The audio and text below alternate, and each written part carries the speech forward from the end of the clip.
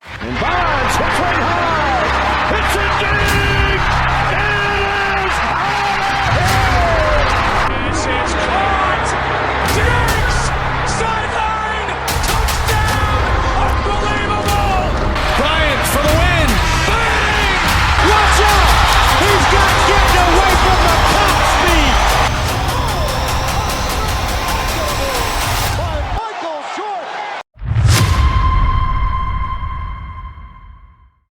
What is going on, everyone? Welcome back to another SGN video where it's all sim all the time. Now, I told you guys I was done supporting Madden 25 on my final masterpiece video. I said, hey, we're at that time of year. I'm not creating content for it anymore.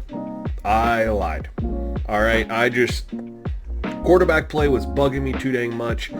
And I started working on a user versus CPU set and made some discoveries, and it actually translated over to CPU versus CPU. So we are bringing you an updated CPU versus CPU slider set for your Madden 25 franchise. Let's go ahead and dive right into those settings. So I'm going to try to go through this as quickly as I can to keep the video as short as possible. I'm also I'm going to try to be very informative and answer a lot of questions that I see repetitively in the comment section below, so that those questions do not need to be asked. All right, so the first thing that I get asked all the time, what do I need to set in the main menu?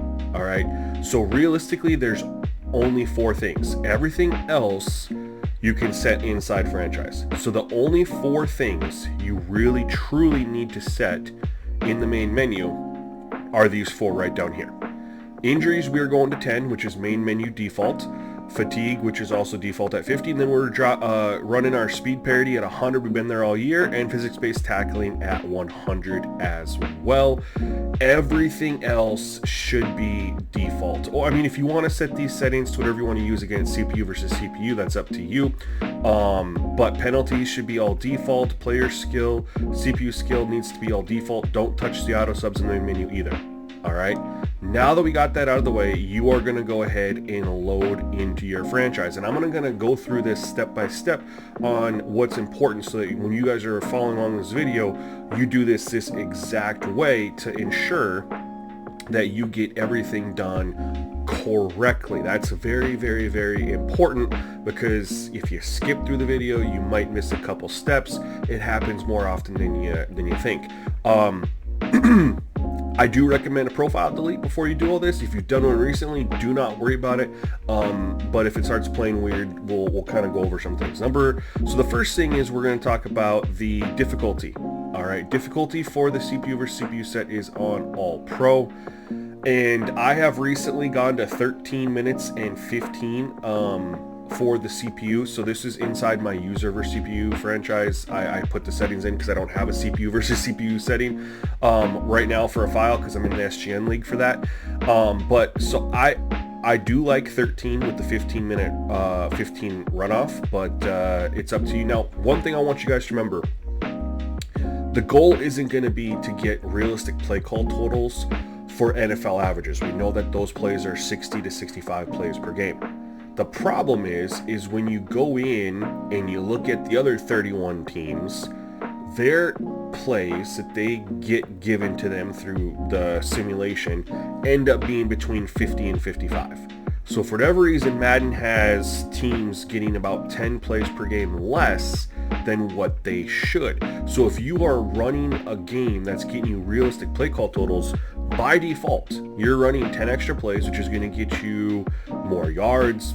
You know, it's going to lead to why your offense is going to be pretty high and your defense is probably going to be a little bit lower. It might lead to inflated sacks, inflated turnovers, all sorts of variables. So keep that in mind when you're going for clock settings, is you want to aim for that 50 to 55 to match up with the other team's play call totals.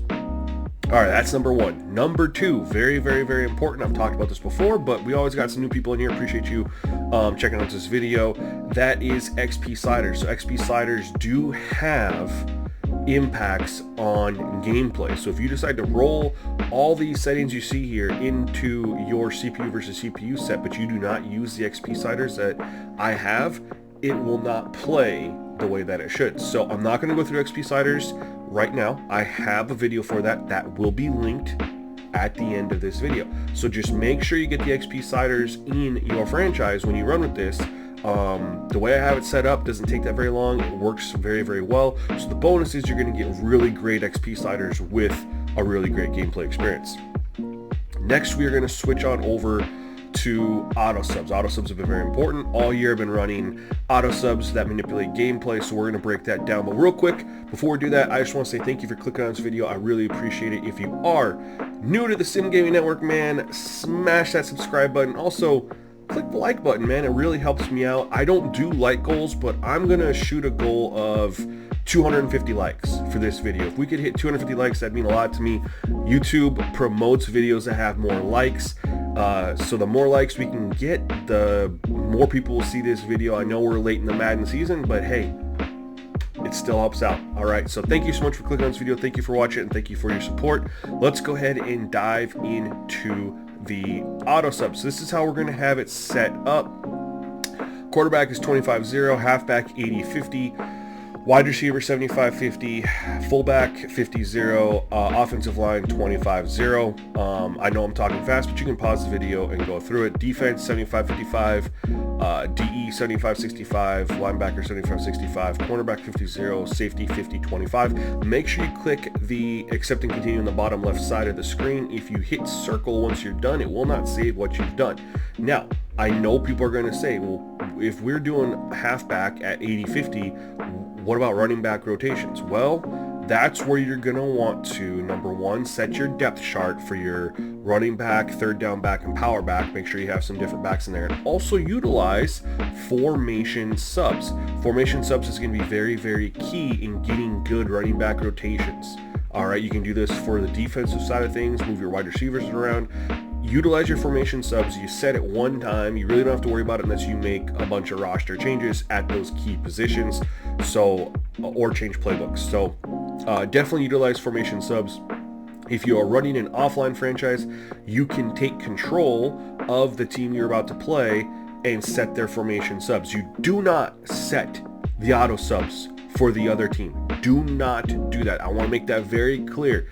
You set auto subs only for the team you are about to play. Do not set it for the other team. All right, so we got that taken care of. Let's go ahead and slide on over to the gameplay slider. So this is how you're going to want to do this. And I've tested this a lot. I've tested these sliders in both offline franchise and online franchise. Gameplay is the same, which is very good because we've had instances where online played differently than offline, but it's carried over, no issues. So I'm going to break a couple things down. We're going to talk about some things that are exclusive to if you're running this in an offline franchise. So the first thing you're going to do is go to your franchise gameplay sliders, and you are going to hit, when it loads, you're going to hit square in the bottom corner to reset the sliders and hit triangle to import custom sliders. Simple as that. If you guys aren't aware, we've been rocking default sliders pretty much all year. We are doing that. We are not touching a single gameplay slider for the CPU or the player. Instead, we manipulate gameplay with auto subs and penalties. And that is holding true with this. So everything is going to be default 50. Special teams, I will tell you, again, I forgot to switch this because I'm in my user versus CPU, but field goal accuracy is actually 25. I've been testing this, you guys. 40, 35, 30.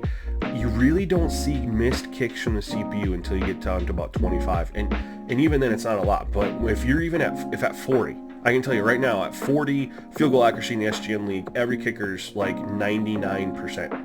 There's just no misses. It never happens. In fact, there's, of all the teams in the SGN League, only like 3 kicks have been missed all year under 50 yards.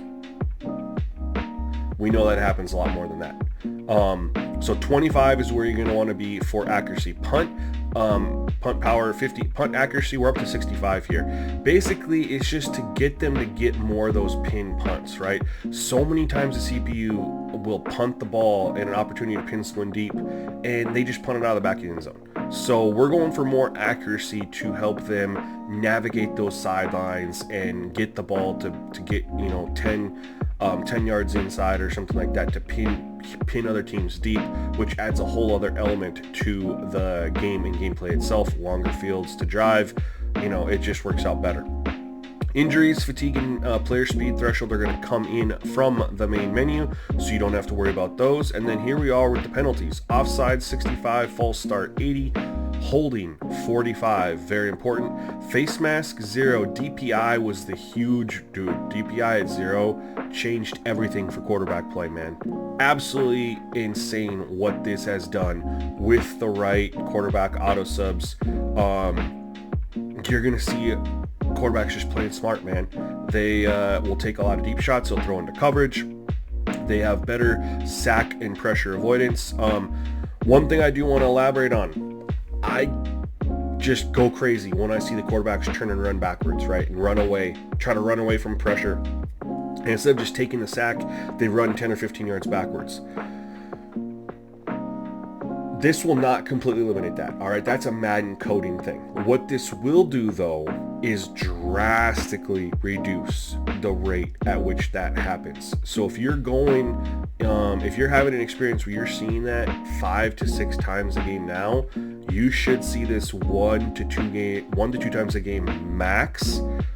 We also had a lot of testing where the sacks, we didn't have it happen at all.